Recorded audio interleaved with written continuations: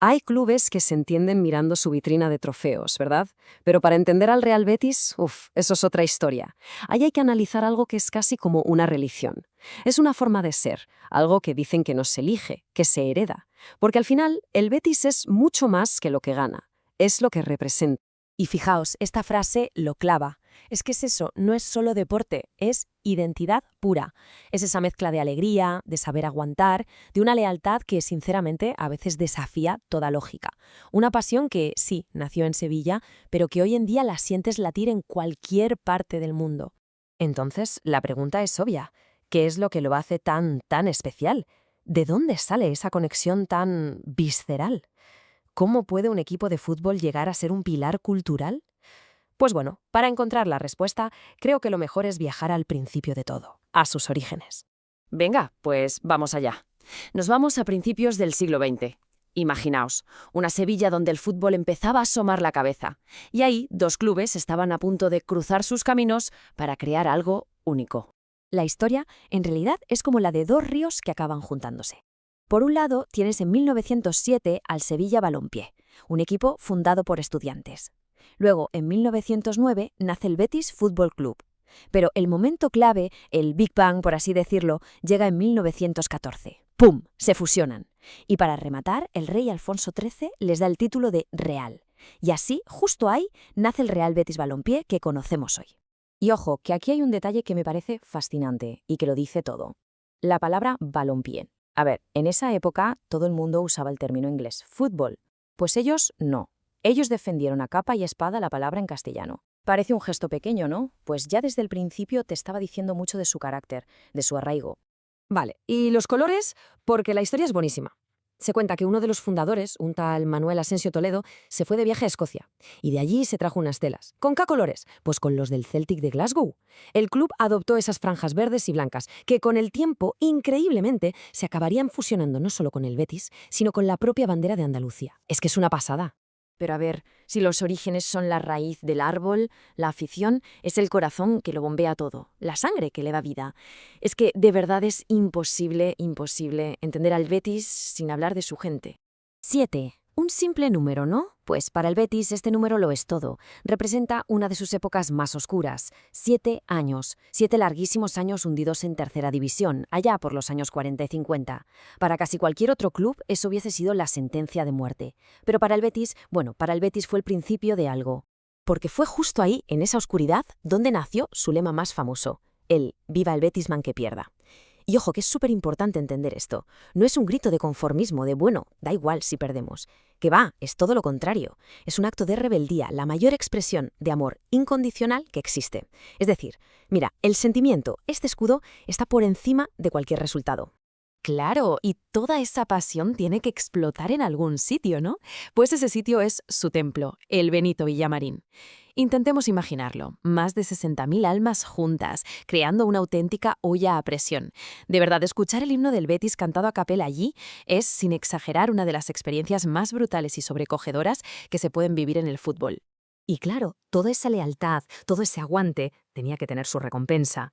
Porque, hay que decirlo, cuando el Betis gana no es una victoria más, es una fiesta.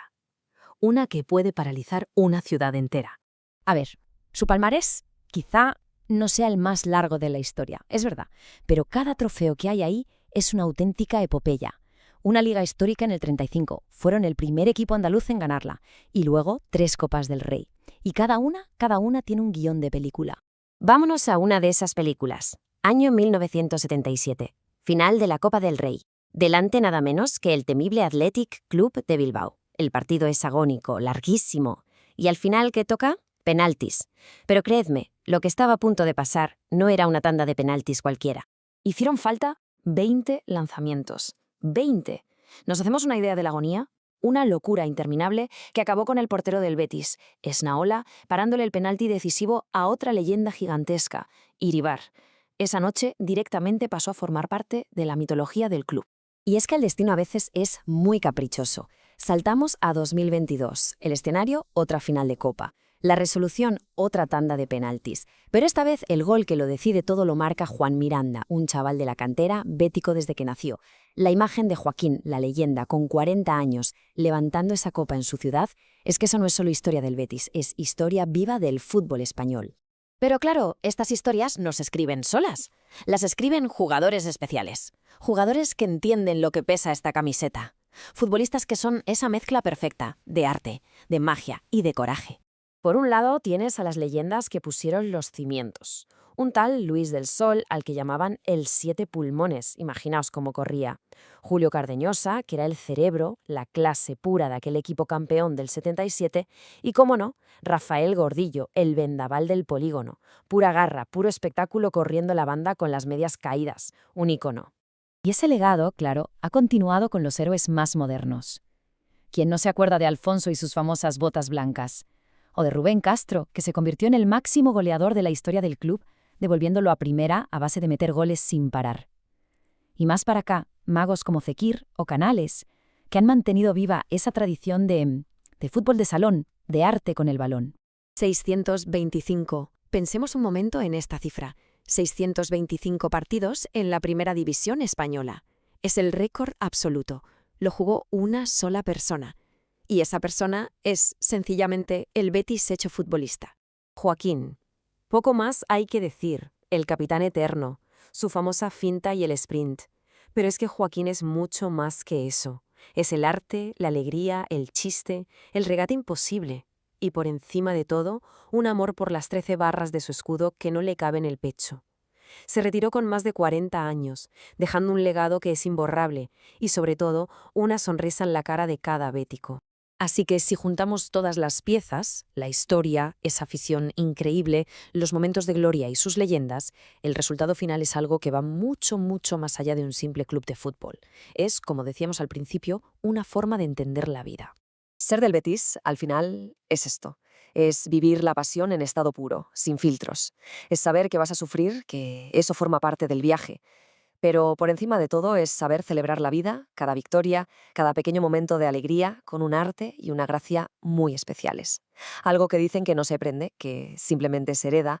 Y todo esto nos deja con una reflexión final. En el fútbol de hoy, que parece que solo se mueve por el dinero y los resultados, ¿no será que el verdadero trofeo es esto? ¿Esta lealtad incondicional? Para un bético, desde luego, la respuesta siempre ha estado muy, muy clara.